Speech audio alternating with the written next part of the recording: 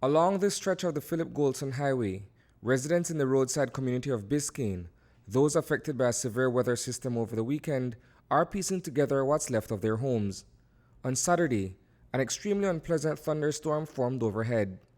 The cloudburst brought with it gale-force winds that left a path of destruction in its wake. My father talked to me and told me I look up and think in the sky. I look up and think in the sky, the whole sky, me black, black, black, black, black, black, black. Lightning and thing, me go on and think. But before that, we may sit down and think, the back and think. And then after that, my papa tell me for look and think for the breeze. When we turn for we face on the on the right hand side or left hand side, we just feel was strong breeze. They come in and thing in the rain and thing, and they lift up and thing. Antonio Gonzalez and his father are lucky to have escaped the fury of the freak storm unharmed. The house, its zinc roof completely ripped away from the rest of the wooden structure and tossed across the other side of the highway, is in shambles. They've been sleeping without cover since Saturday night. So too has Andy Dominguez and his family elsewhere in the village. I never the home at the moment. No, I'm there at Belize, but when I call me and tell me when I come and see the roof over the next side of the road, it's all a high tension where the chop way. That's why I say, well, can't do nothing. I decided to start working back yesterday. Some question I come around and say I can give you a little help, and but they said I wait about Wednesday before we get material. But I can't leave my house like that because then I got everything in there. The weather system, as explained by Acting Chief Met Officer Catherine Cumberbatch, is not an unusual occurrence at this time of year. We had a line of thunderstorm that developed after midday, and one of the thunderstorm cells was just more intense than the others, and that was what caused the outbursts in Biscayne.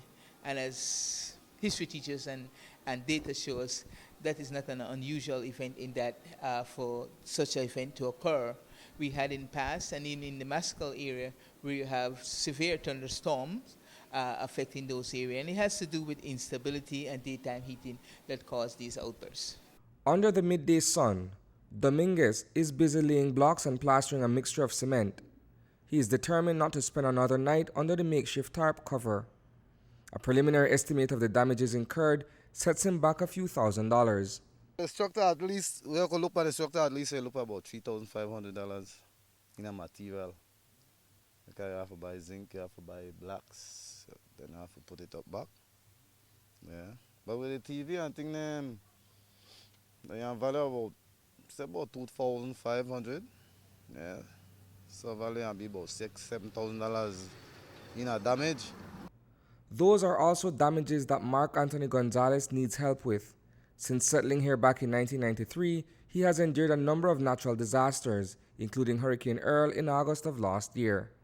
Well, I need siren, zinc, 2x4, nails, door, windows, all in kind of things. In all your years, is this the first tornado you've experienced? And is this the worst that you've seen it? Well, tornado is the first one. But the first time, the hurricane carried the house again. The first time. And this is the second time, the house gone again. There are 2 times that happened. And the first time, we patch up the house. We build up the house back. But this time, the tornado say, carry back again. And please, Mr. Castro, Minister, say, you give me a good hand. And that's what the area representative and NEMO minister has been doing. To be clear, however, that area of Biscayne was not struck by a tornado, as the features of that particular weather system are relatively different. Nonetheless, personnel from the local office of the National Emergency Management Organization have been dispatched to the scene of the disaster, and assistance has been pledged for affected residents. Reporting for News 5, I am Isani, Cayetano.